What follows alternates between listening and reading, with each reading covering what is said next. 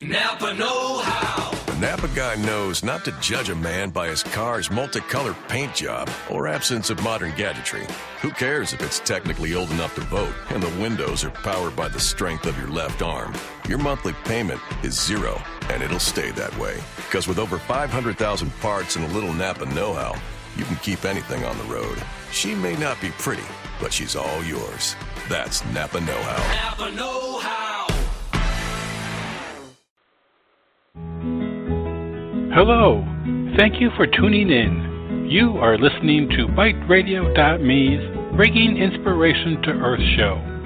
For network or show information, visit www.biteradio.me or call 843-808-0777. And now, the Bringing Inspiration to Earth show with your host, Robert Sharp.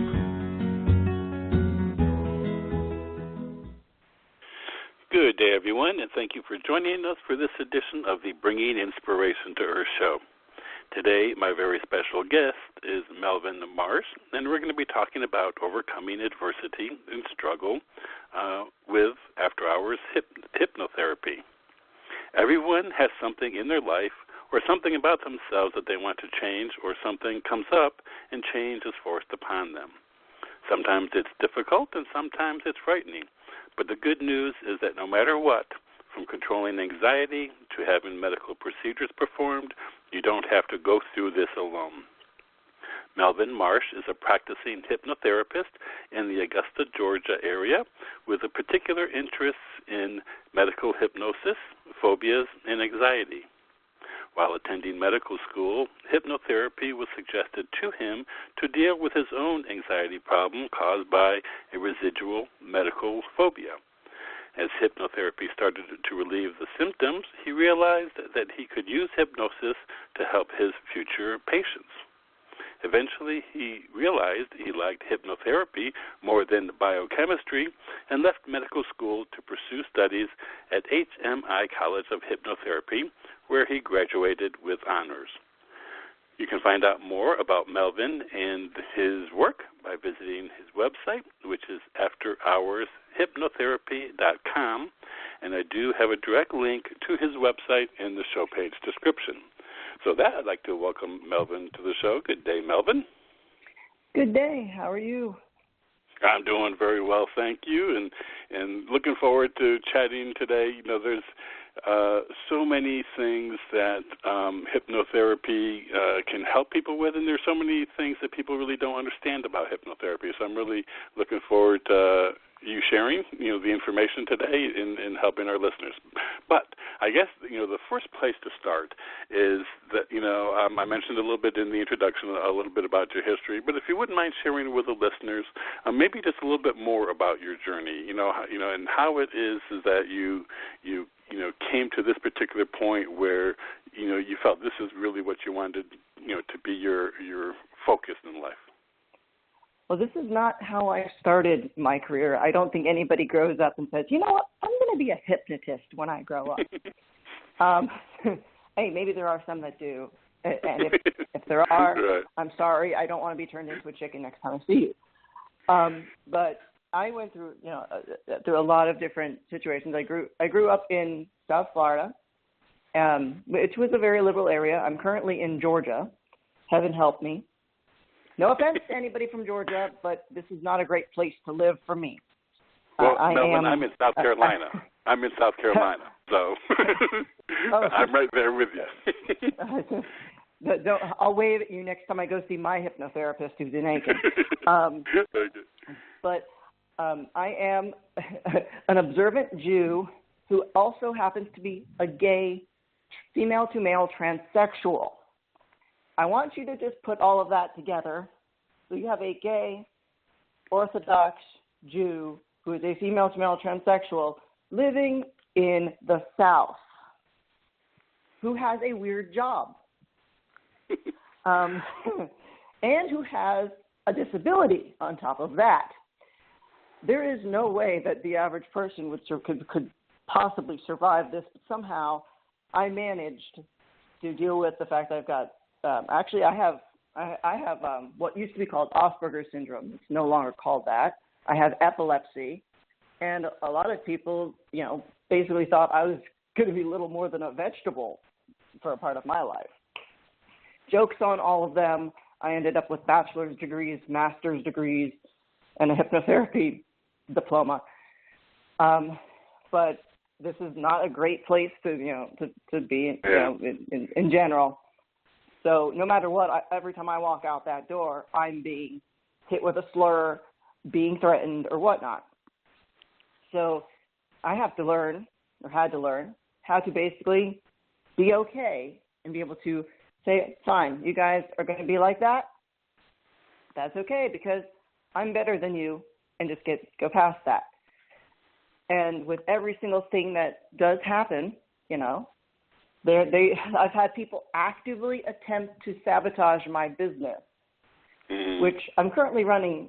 I mostly do remote and virtual hypnotherapy. Right. I also do it in my house because that makes it much easier for the patients, clients, whatever exactly we're calling them. We can call them either one. I'm also an EMT, so I actually can legitimately say patient. And I do a lot of work also with the transgender community who, let's be real, they might not want to leave their house to go see a provider either.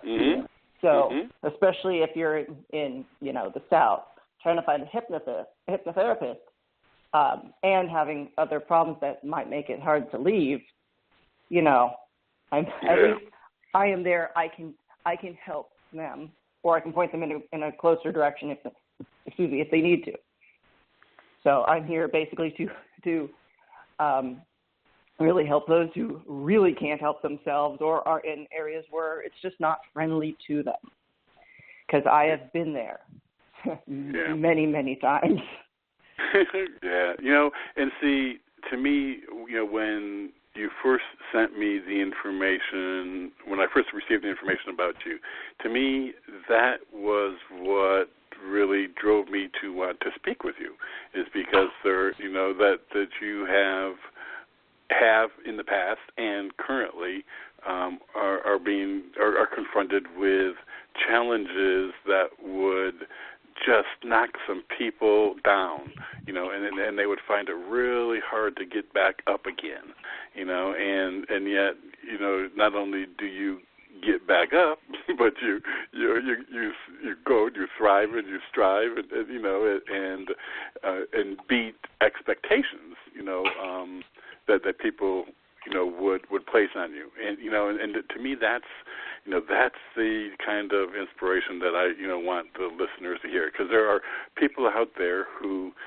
are touched by when you talked about the medical issues, those alone would stop people from thinking that they can achieve what they can, or limiting what they can achieve, and then you have the transgender aspect, again, particularly in today's environment and in the South, and then in the South. So each of those areas, but the one thing when I told people that I was moving to South Carolina, I did it because I have family in the upstate that needed me to be here. But the first thought was, oh my God, what are you doing? And then there were I got all kinds of condolences. But then there were people saying, it needs you there, and that's what when you started talking about what you were doing, where you are, that was my first thought, is they need you there, to do what you're doing. So anyway, that was just my thought, So anyway, let's make me feel very important. But you are, Melvin. Thank you. I have my ego stroking here. Yeah, well, because I have, the one thing that I have learned, I've been doing this show for 6 years, so I've literally talked to hundreds and hundreds of people who have struggled and like again, it said, and survived, and become an inspiration, and to me, that's the highest achievement that we can have in this lifetime is to become inspirational to others around us, and provide assistance, and that's what you're doing. So, anyway, whenever you go outside your door and some of those people say anything, like, well, Robert said. Yeah, Robert that's exactly what I'm going to do. I'm going to have part of this interview transcribed, and I'm just going to put it out on my sign and go, no, wrong answer. Exactly. And then they're going to be like, who's Robert? And I'm going to be like, right. It doesn't matter. It doesn't matter. That's what he said. Rob. So, yeah. Well, okay. Bob. So, could be anyone. Yeah. Well, I go by anything.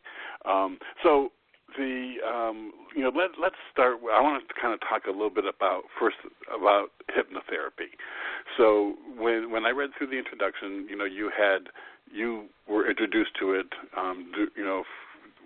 from some kind of medical religious term. So tell the listeners how you were introduced to it, and what were your feelings at first, and then how you kind of shifted and came around. Okay. Well, first let's go back just a little bit, because it's more important to find out how the person with the medical phobia ended up in medical school. I know, because nobody ever believes that one. Many moons ago. Okay, not that many moons ago, because I'm not that old, but a few years ago. Yeah, it was like 2009, so it wasn't exactly ancient history. But I was getting ready to transition from female to male, and I was really, really scared of my providers. I mean, I hadn't gone to the doctors in years. I had to be very selective of who I went to, just because I was terrified that they were going to reject me. Like when I was pregnant, I almost died because nobody would actually see me or treat me when I was pregnant with my daughter, who's now about to turn 14, by the way. Heaven help me. I'm a parent to a teenager. Wow. And, yeah. And eventually I got up enough courage to go through the top surgery. And I started to relax a little bit more, because I liked the surgeon. He was very calm. He was very cool. He actually treated me politely, which was really weird, because I was, surgeons are supposed to be, surgeons. Right. And I was like, okay, maybe I have maybe I can get over more of this phobia. So I ended up, telling my therapist at the time what I was planning on doing as far as exposure therapy to myself, and she's like, "Oh my God, I can't believe you want to do this alone." I was like, "But no, Virginia, I can't pay you, and my insurance doesn't cover you." She's like, "Okay, don't worry. This is a good plan. Just be careful." So I ended up making arrangements to shadow my surgeon, as well as to volunteer in the emergency room of a hospital that was right across from my neurologist, who I trusted immensely. So I started that training there, and on like the third day or so, I was like just driving home, I get this call from a friend of mine saying that one of my friends died. She was a male to female transsexual, and she had a bad throat problem that we'd been, annoying her for months. Tracy, you got to get it looked at. Come on. But she kept going to the doctor, and they kept laughing at her because she was trans. Mm-hmm. By the time doctor number 4 looks, say, uh-oh. First of all, as a physician or anything else, you as a patient, you never want to hear your doctor say, uh-oh. Right, right. It was stage 4 throat cancer. Mm-hmm. A few hours after she got home from the hospital. So I got really, really ticked off, which I think most people would do. And I burned my way through getting most of the phobia down. I went through an entire post-pack of pre-medical stuff, took the MCAT 3 times, applied to medical school 4 times, kept getting rejected and being made fun of in the interviews because I was trans and Jewish. It was pick your poison. They either would go for one or the other. But by the time I finally got in, I was so much better. But I still had an anxiety problem. This is genetic. I swear to you, my father has an anxiety problem. My grandmother, had an anxiety problem. So that they already knew that. They put me into therapy immediately because they said, look, this is medical school. You already know you have an anxiety problem. This is going to get it worse. I assure you. We promise you this. Well, so they introduced me to this therapist who actually was another LGBT therapist. Thank goodness for that. So I was a little bit less scared of him. But he also mentioned that he had training in hypnotherapy on the first day, which kind of freaked me out right there. I was like, I'm not willing to go that route. I don't know enough about it. And that is the really weirdest thing that you can say to me on the first time of me meeting you is actually there were two things he said that startled me. One, he told me where all the gay cruising sites were in Augusta. And he also told me he was a hypnotist. And I'm sitting here going, I don't know what to make of you. I like you as a person, but that's just the weirdest intake ever. So my semester got worse. I ended up getting sexually assaulted because somebody found I was trans. I got robbed multiple times. I hate Augusta for in case anybody's ever curious, mostly for that reason. I even got abused on my medical school's campus, which, since everybody knows I'm in Augusta, you can very easily find out which medical school that is. Right. There's only one here. And and so finally by the time I was like, okay, now I think I really should try this hypnosis because things are just getting worse. By the time he was like, by the time I said, let's try this, and I was agreeing, he was like, at this point, we need to get you more stabilized. I was having what are called abreactions without going into trance. That's a bad sign. That's a really bad sign. And so I ended up going on a leave of absence. On my leave of absence, because who wouldn't after being raped and assaulted and spending lots of time in the hospital? Let's be real here. I went and I did some studying online. I actually was looking for stuff on Groupon. I love Groupon. I'm a Groupon addict. And I just typed in hypnotherapy, and this little class came up, and I was like, hey, for like whatever it was, $40, I want to learn a little bit about it. It's not going to make me qualified to do jack diddly, but it'll be fun. I'll learn. Right. Mm-hmm. Yeah. And so I took this class. I found out I was really, really susceptible to hypnosis because the first introductory class, I had to go through it 4 or 5 times before I actually was awake by the end of it because I kept going into trance and going to sleep. Okay. All right. So but I learned a lot. And I said, okay, well, this isn't too bad. That's good. I'm going to go search for a hypnotherapist.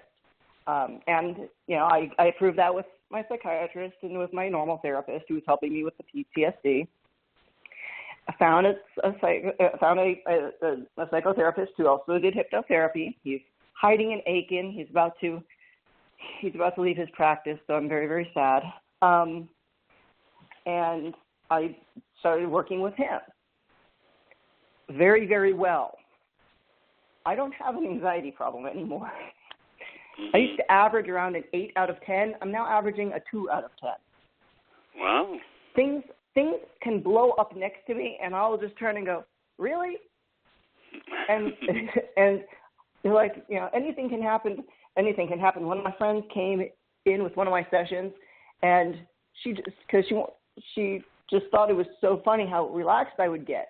And she actually came up right after my session with Paul. I was half in trance, and she just picked up my arm and dropped it. And she was just having so much fun, and as all of them were laughing at me, I was like, I don't care, I'm comfortable. But when I was starting to see my hypnotherapist, I also found this free class online, not on Groupon, surprisingly, but Hypnosis Motivation Institute had a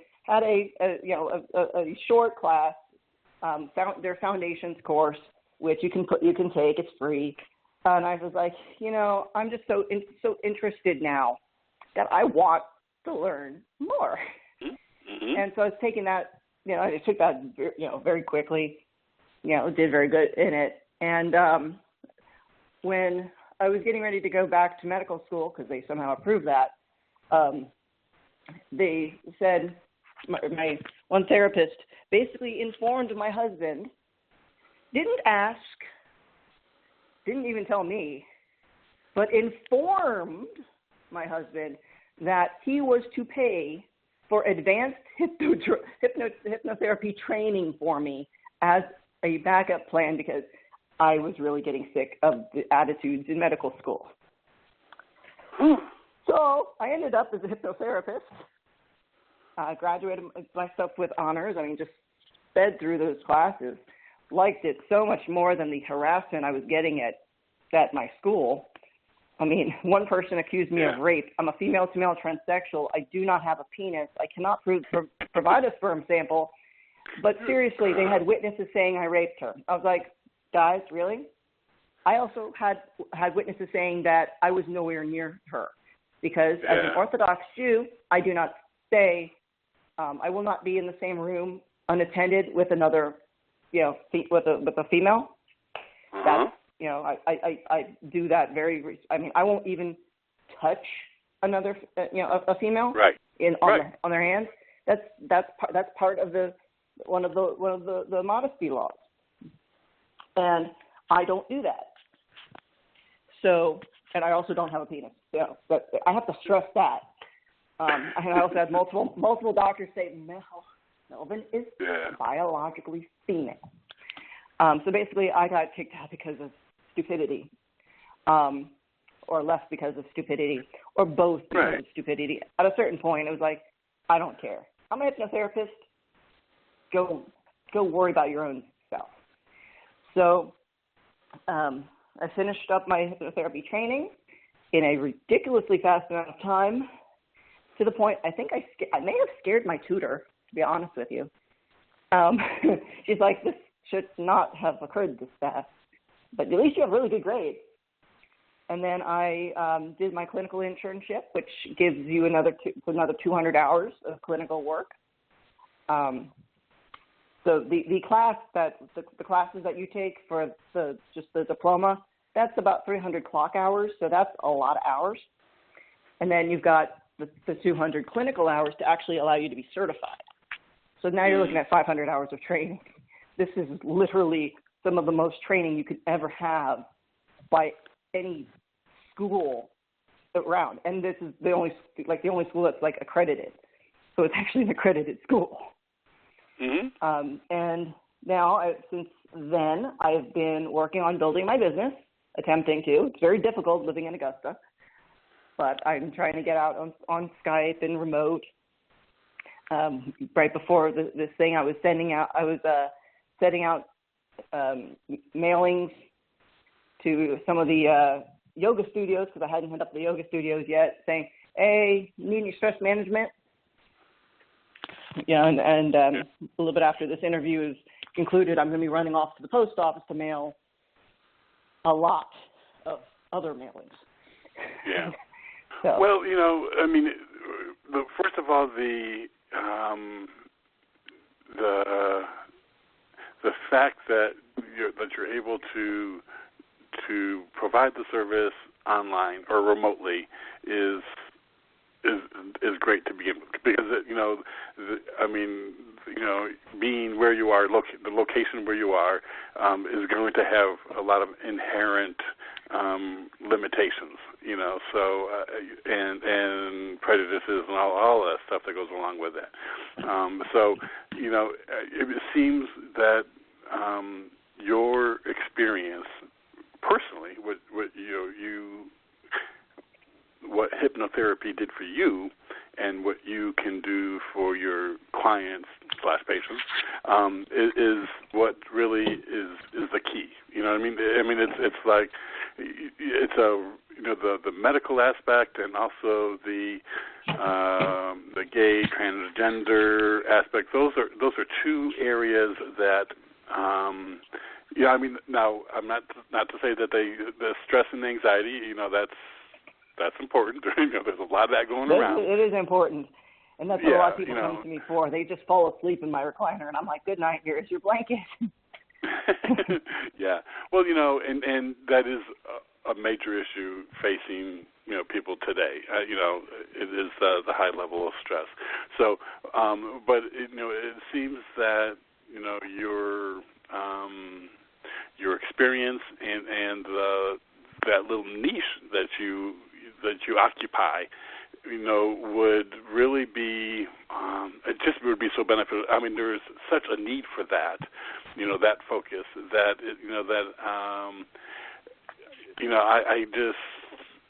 I can see there you should be do very well in that area. Keeping in mind because particularly again we talked about the South and not everybody is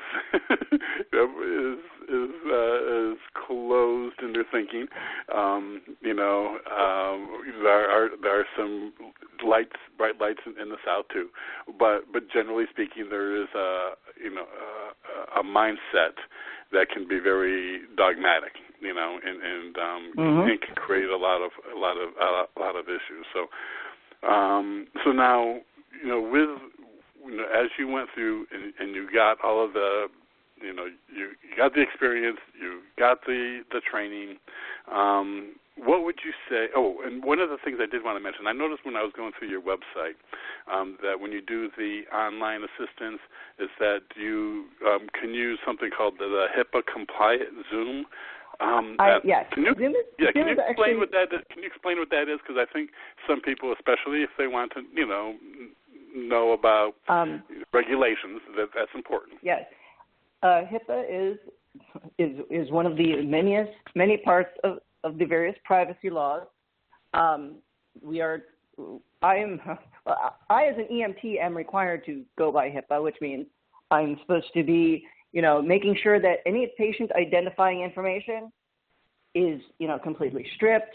The only thing that goes between and the only thing that you tell me, it goes in my record. It is coded. It is that, assuming I even keep a record of the session.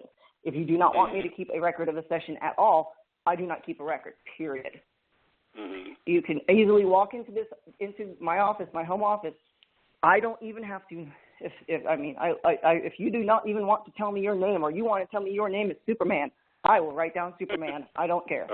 Right. But because your privacy is of the utmost importance.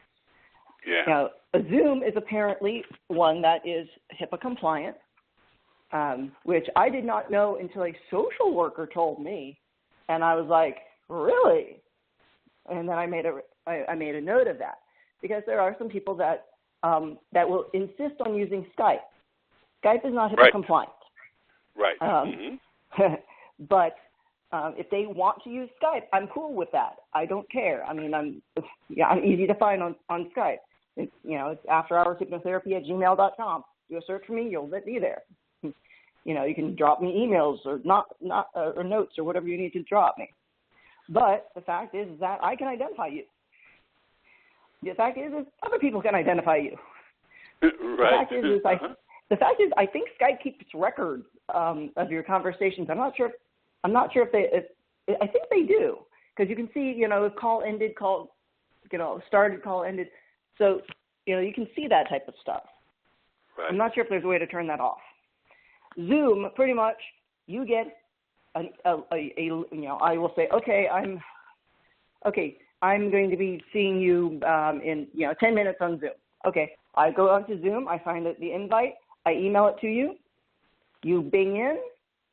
When it's time, we have our little discussion, and then you disappear. And it's much more impersonal. It's much more safe, and much more. They made sure that it's as compliant as it can be. Yeah. And which means it takes that whole burden off me. Yeah. Oh, yeah. Exactly. And see, for many people, that's real important. And that when I saw that on your website, I really wanted to point that out because again, when someone is considering retaining the services of someone, to help them with issues, they want to know that their discussions could be in confidence, that what they say is not going to all of a sudden be posted anywhere for anyone to see, and also that the person is qualified, and you also indicate on your website your qualifications as well. So I just the only thing that I do want to point. The only thing I do want to point out is that if I find that you are a danger to yourself, to others, or if I find out something about like child abuse or elder abuse, all bets are off. Yeah. I am a mandatory reporter and have had to use that. I'm not only am I a mandatory reporter, as somebody who technically is a mental health counselor, at least that's what my paperwork says, but I'm also an EMT. I'm required to, if I see something odd, and I know if I know the person's address, I technically have to say something, or else I can get in deep trouble. Yeah, don't want that. Okay, well, we're actually a little past halfway through the show, Melvin. So I want to take just a quick break.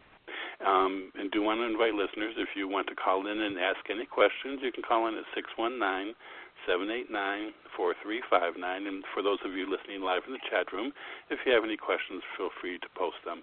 And then when we come back, Melvin, I want to talk a little bit more about hypnotherapy. And, first of all, is everyone a good candidate for that? And what are, can it help with everything? So anyway, we want to talk a little bit about who's good for it. We'll do that after the break.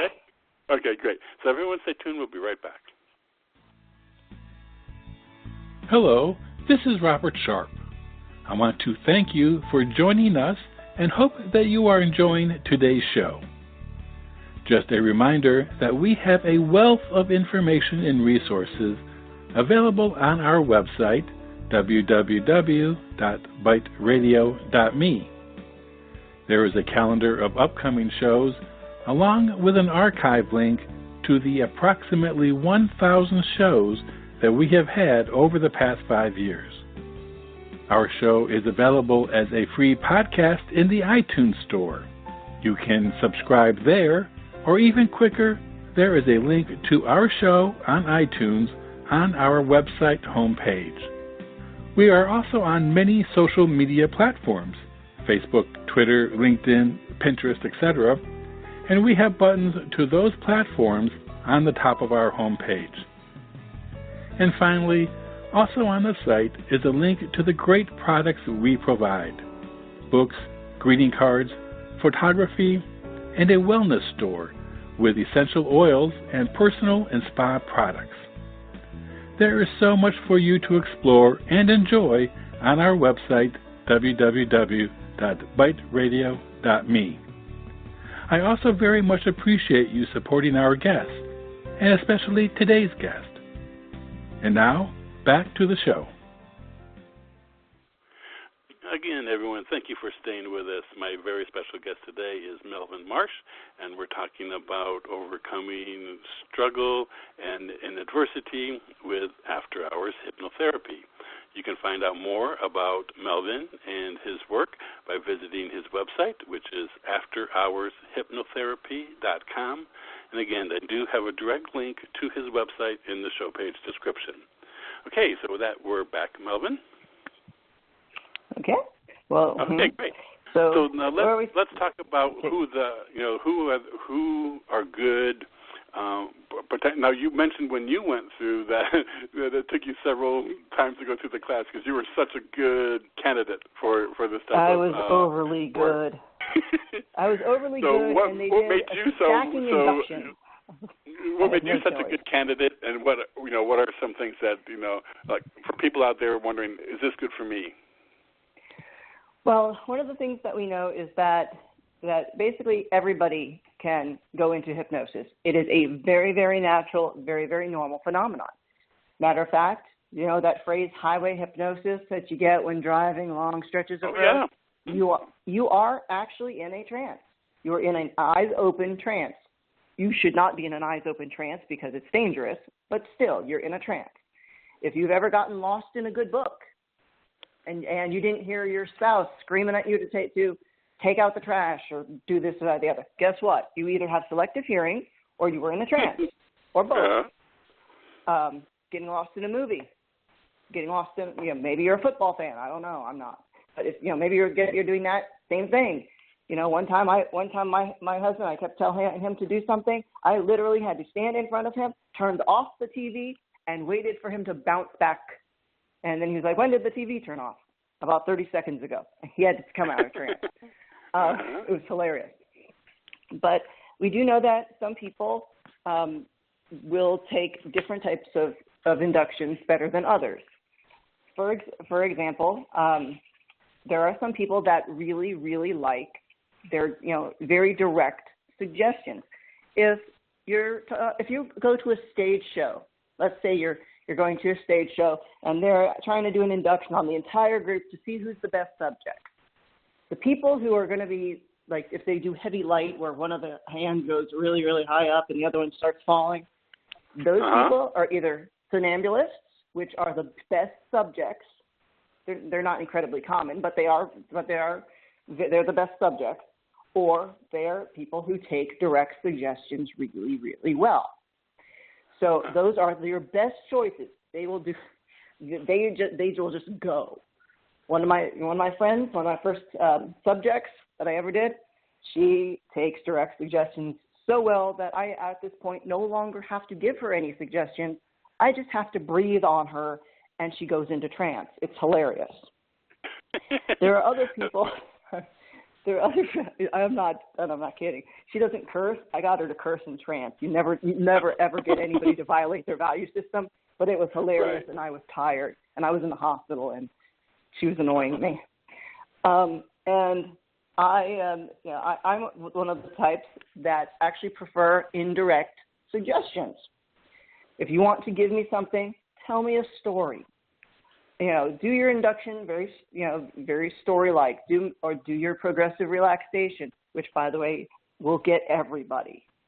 If it doesn't get the people who like, if the other inductions don't get the people who really like direct, the progressive will knock them out the rest of the way. That's why if you ever do a stage show, you'll a lot of times see people do the one induction and then they'll do a progressive relaxation afterwards, where you start progressively relaxing your muscle. And sometimes you'll see a few others that just kind of flop out. Yep, they were on the edge, and the progressive got them. So in my case, I really like my progressive relaxation. So all you have to do is start one, and I am gone. I've also been so conditioned to trance that if I'm not careful, saying the word trance will get me to go, which is the reason I'm actually on my feet right now, walking my office, because if I sit down and and start talking about this, you will be very, very bored, because you're going to be hearing me just doing deepeners on myself, and that's how it's going to work. So we do know that everybody can be hypnotized. It's just a matter of finding what technique is best for that particular person.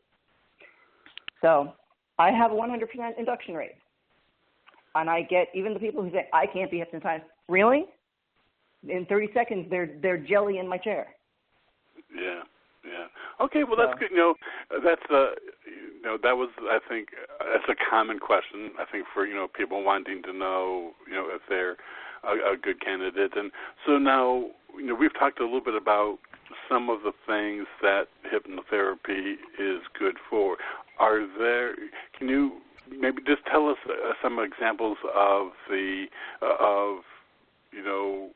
ways or issues you've helped clients with through hypnotherapy, and maybe are there some areas that aren't as easily helped by that method? Well, okay, so some of the things that I have personally worked with, I have personally worked with irritable bowel syndrome, and gotten that to a point where it was manageable. They didn't need to have as many medications.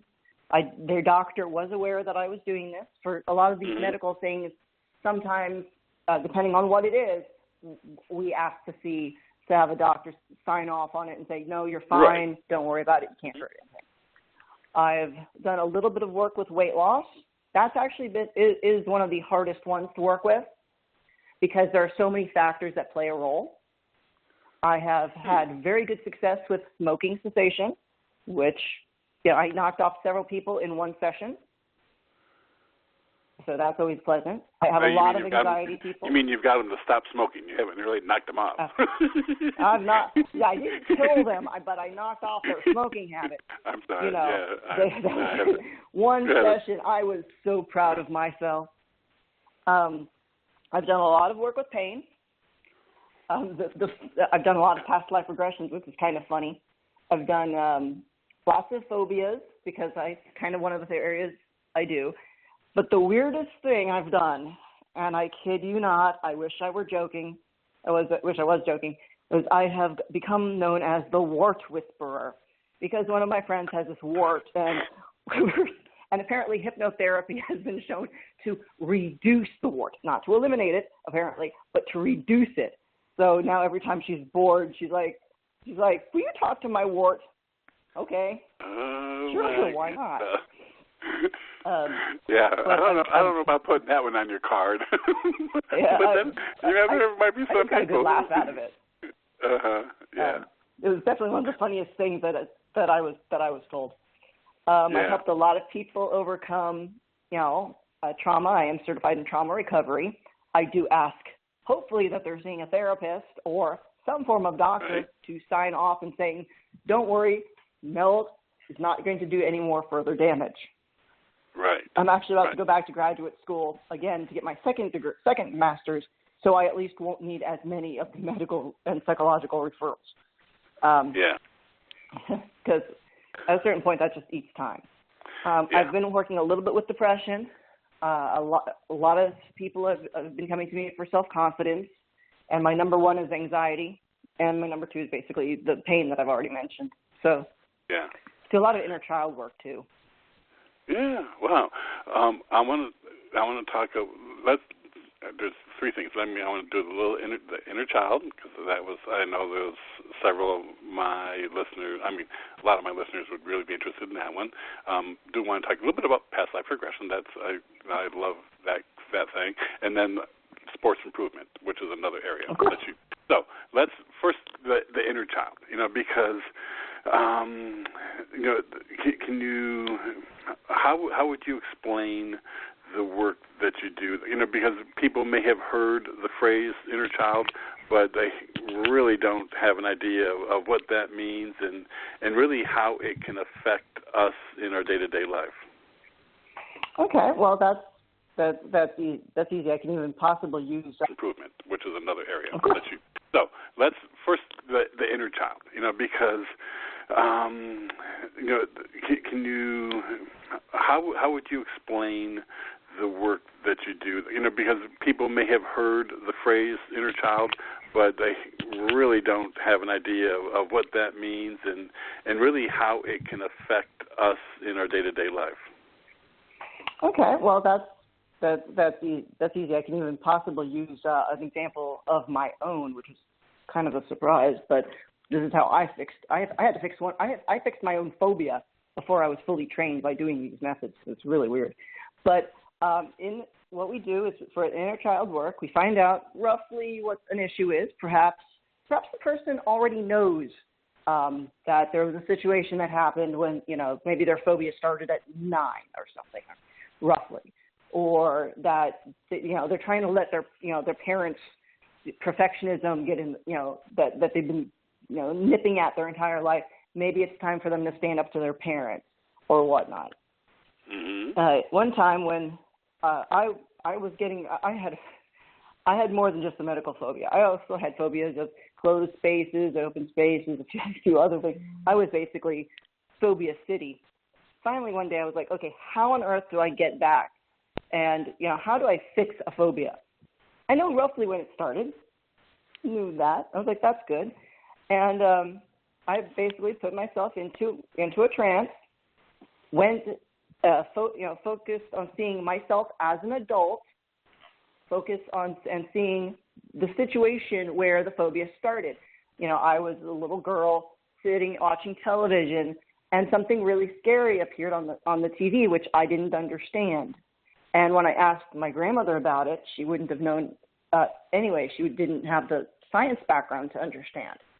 Mm-hmm. So when this situation happened, adult me was standing, like 3 feet away from child me, and child me was starting to freak out and had a lot of questions. And I sat down with child me and actually answered the questions since, as an adult, and it also happened to be like degrees in some of the things that I was scared of, or that were being shown as examples. Right. And I explained in ways that the child could understand why we don't need to worry about this, why we don't need to do that. And the next day, I felt much relieved. 2 of my phobias were completely gone, and 1 was reduced. I was like, wow, okay. That's amazing. One of my more recent cases did involve a person with, actually she claims she had a creative block, mm-hmm. because her parents were always these like perfectionists. Don't do anything unless you can do it perfectly. Right. Mm-hmm. So I said, okay, sit back in a comfortable spot because we're going to do some work. And I took her back to somewhere elementary school age. She wasn't specific. I said, because we're going to be kind of talking to yourself, okay? And I'm going to say, and your parents might be saying, she told me some of the things her parents were saying to her when she was a child. And I said, and every time you hear your mom or your dad or whatever saying this, that, or the other, you as an adult are going to be shouting back at your child self, no, that isn't true. You're beautiful. You're smart. People are going to make mistakes, but you're a wonderful artist. And basically, that's how we did it. So I was having her adult self, overcome the parents. And now she's actually starting her first creative project in a long time. So that was that was an example. Yeah. I do have lots of them. Yeah. Well, I mean, I just wanted for the listeners to kind of get an idea, of what that is, and I'm sure people out there can identify with either with that directly, or can kind of recognize maybe that the situation, manifesting in a different way. But just wanted people to know about that. Now, past life regression. The whole hypnotherapy, I think Many Lives, Many Masters, back to Moody. I read that so many years ago. Yeah, I know. What was your when you started getting into hypnotherapy? I'm sure you probably recognized that as something that happened. So, was that an area that interested you? What were your feelings about it and experience with it? Okay, well, I was. Let's just say, I graduated high school in 1999 when the New Age, movement was still quite getting, still a fairly good size and was getting very active. So I would often go and, browse through, the various New Age books. So, past life regression. Oh, cool. That's another thing that's entertaining. My family is actually very open-minded about that type of thing. Ghosts, etc.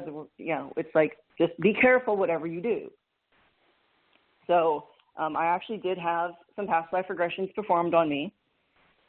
There is one thing I just want to point out. I will never do anything to a client that I haven't experienced myself. So I just want to point this out. Good. So I've experienced this stuff. I experienced it, way before I became a hypnotist. I've always had very positive experiences. My husband, however, did not. One time he actually was the hypnotist because he has some training. He put me into a trance. I lost 2.5 hours. And then he said he was never hypnotizing me again because I was gone. I had that much of time distortion. Wow. And so he didn't do anything. Yeah. So but I was still fine, and I also knew that let me be real here. It doesn't matter if the life that you're seeing or whatnot is real or not. To a point, it really doesn't. What matters is, if you're having an issue, if that's how it's going to appear, and you can overcome it in this dreamlike state, whether or not this was a real life or not, which was kind of weird. And it sent her, she had chills too. But, that's not always what you're going to expect. Yeah.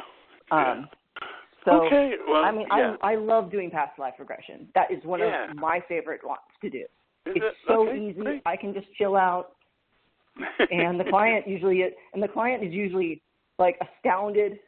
I do ask for them that, please God, record yourself, because sometimes you'll go so deep that you won't remember what was said. And I always sometimes feel awkward recording people because when you go into trance, your voice tends to get very, very quiet. So you have to have a mic right on you. Right. So I ask people to try to keep it near them so they can have a recording. That's and that's, I think that would be one of the the thing, because if you're in the trance and your recall may or may not be that strong. So it would it's kind of like a dream state. When you wake up from a dream, you can go ahead and record them, but as the day goes on, the dream fades. That kind of thing. Would happen. Well, the last area, we've only got about 5 more minutes left, but the last area is another area of focus that you have on your website, and that's sports improvement. Talk about that. I mean, is this a popular area, or how does tell us a little bit about that? Well, I ended up doing this because, quite frankly, I'm in Augusta, home of the Masters. So golf is everywhere. Everywhere. You will find golf balls in the weirdest of places. You don't have to be near a golf course. You will just find them everywhere. Maybe I'm hoping that if I improve everybody else's golf game, they will stop accidentally hitting and breaking my windows. Tiger Woods, one of the best golfers, in history, endorses hypnotherapy and says that that's one of the ways that he became such a good golfer. If you visualize anything enough in your mind, it's going to come to fruition. That's how it's going to appear. It's going to start working. They actually did an experiment. They took whatever it was, like a handful of people. I think they were all like basketball players or something, and they divided them into 3 groups. One group did not practice at all, nothing. Zip, zelf, nada, did nothing. One of them didn't practice, but visualized. Under hypnosis, visualized themselves practicing. And then the other group actually went out, took the ball, was shooting hoops, doing whatever. After a certain amount of time, I don't remember off the top of my head how long, the hypnosis group performed almost as well as the group who had been practicing.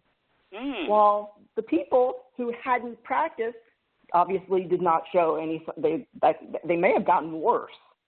But imagine if you were doing hypnosis and shooting hoops. I mean, so it just proves that you don't even have to be actually practicing as much, but certainly it helps. But I figured sports improvement would be a very smart thing for me to do, given as though I am central, and I really, really do not want any more golf balls breaking my windows. They should be they should be going into the hole, not hitting the windows. I understand that. Yeah. I live on a golf course. I don't think my insurance covers golf balls. Yeah, so I understand that. Well, Melvin, this has really been a lot of fun. I've really enjoyed speaking with you and learning about what you do with the hypnotherapy. And so is there anything, maybe any final words for the listeners of things that we didn't cover, or maybe just anything that you would like to say before we close? Well, I do more than just hypnotherapy. I'm also a handwriting analyst. One day we should probably talk about that. I am available for, talks, lectures, whatever you want to do. I love talking to kids and helping them to improve their life, especially if they're local to my area. If not, I can Skype, of course. If anybody needs to get a hold of me, I know my website's already going to be put up, but my business email is afterhourshypnotherapy@gmail.com, and I welcome any questions you guys might have. Great. Well, again, thank you, Melvin. I really enjoyed chatting with you, and I think I've already started to follow you on Twitter. If not, I'll make sure I do, and also on Facebook. So I look forward to keeping in touch. Thank you. And you'll see me on After Hours Hypnotherapy on the Facebook. That's the business page. Yep, so. I got to. Yep, and I saw you posted today's show, so I'm really happy you did that. Thank you very much for that. Okay, thank you so much. It was great talking to you. It's been my pleasure. Again, everyone, today my very special guest has been Melvin Marsh, and we've been talking about after-hours hypnotherapy. Again, you can find out more about Melvin and his work by visiting his website, which is afterhourshypnotherapy.com. And again, I do have a direct link to his website in the show page description. So, everyone, I want to thank you for joining us for this edition of the Bringing Inspiration to Earth show. And until we meet again, thank you for tuning in. You've been listening to the Bringing Inspiration to Earth show. Be sure to visit our website at www.biteradio.me. That's BITERADIO.me. You can also find us on Facebook and Twitter at Byte Radio Me, and our shows are also available as a free podcast from iTunes. And until we meet again, remember to be a bright light by bringing inspiration to your world and to the lives of those you touch.